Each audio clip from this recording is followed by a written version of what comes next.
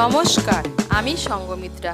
আমার এই সহজ রান্না চ্যানেলে আপনাদের সবাইকে স্বাগত। আজ আমি রান্না করছি বাঁধাকপির ঘন্ট।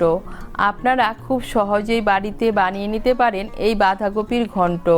আপনাদের যদি এই রেসিপিটি ভালো লাগে তাহলে লাইক এবং শেয়ার করবেন, আর রেসিপিটি কেমন হয়েছে কমেন্ট করে জানাবেন। আরও নতুন নতুন রেসিপি পাওয়ার জন্য চ্যানেলটিকে অবশ্যই সাবস্ক্রাইব করবেন। ধন্যবাদ। প্রথমেই বাঁধাকপিটাকে সামান্য একটু ভাপিয়ে নেব। এখানে আমি একটা মাঝারি সাইজের বাঁধাকপি নিয়েছি। বাঁধাকপিটাকে কুচি কুচি করে কেটে ভালো করে ধুয়ে নিয়েছি। এর মধ্যে দিয়ে দিচ্ছি সামান্য একটু নুন। এখন আমি বাঁধাকপিটাকে 2-3 মিনিটের জন্য ঢেকে দেব। এই দেখুন, বাঁধাকপিটাকে আমি 2 মিনিটের জন্য ঢেকে দিয়েছিলাম, আর বাঁধাকপিটাকে খুব হালকা একটু ভাপিয়ে নিয়েছি। এই দেখুন, বাঁধাকপির থেকে অনেকটা জল উঠেছে। এখন আমি বাঁধাকপিটাকে নামিয়ে নেব। নামিয়ে জলটাকে ভালো করে ঝরিয়ে নেব। আবার কড়াই বসিয়েছি, এর মধ্যে দিয়ে দিয়েছি সাদা তেল। রান্নাটা আমি সাদা তেলে করছি, আপনারা চাইলে সর্ষের তেলেও করতে পারেন। প্রথমে এর মধ্যে আমি আলুগুলো ভেজে নেব। এখানে আমি 2টো মাঝারি সাইজের আলু নিয়েছি। এর মধ্যে দিয়ে দিচ্ছি সামান্য একটু নুন আর সামান্য একটু হলুদের গুঁড়ো। নুন আর হলুদের গুঁড়ো মিশিয়ে নিয়ে আলুগুলোকে লাল করে ভেজে নেব।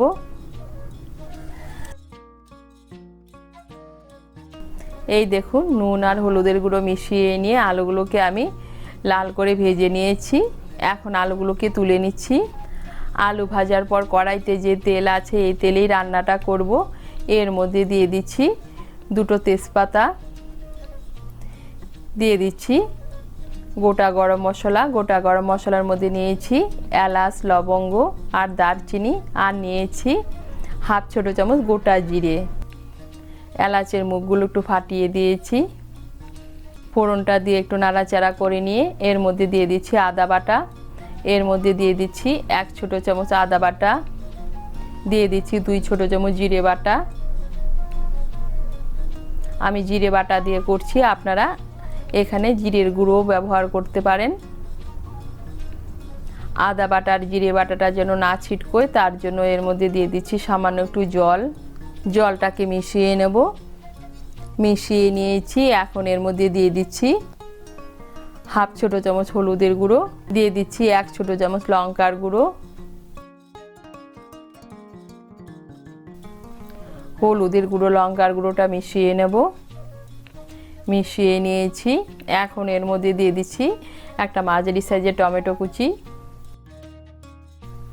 টমেটো কুচিটাকে মিশিয়ে নেব। মিশিয়ে নিয়েছি। এখন এর মধ্যে দিয়ে দিচ্ছি স্বাদ মতো নুন, আর দিয়ে দিচ্ছি 1 মুঠো মটরশুঁটি।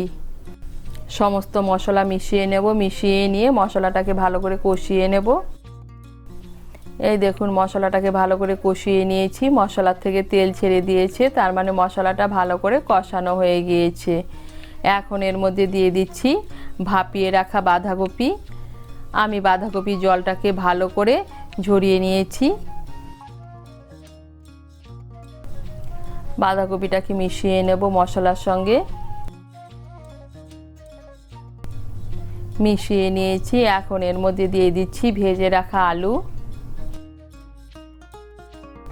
দিয়ে দিচ্ছি চিড়ে রাখা 4টে কাঁচা লঙ্কা। এখন আলুটাকে মিশিয়ে নেব। মিশিয়ে নিয়ে বাঁধাকপির জলটা শুকিয়ে যাওয়া পর্যন্ত রান্না করে নেব।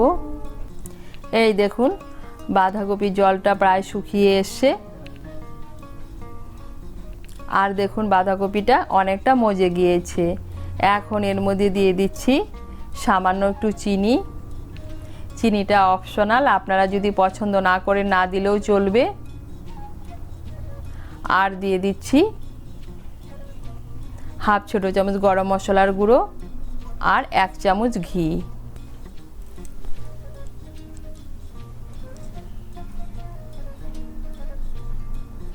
ঘি আর গরম মশলার গুঁড়োটাকে ভালো করে মিশিয়ে নেব। মিশিয়ে নিয়ে আঁচটাকে মিডিয়াম করে আরও 1-2 মিনিট রান্না করে নেব।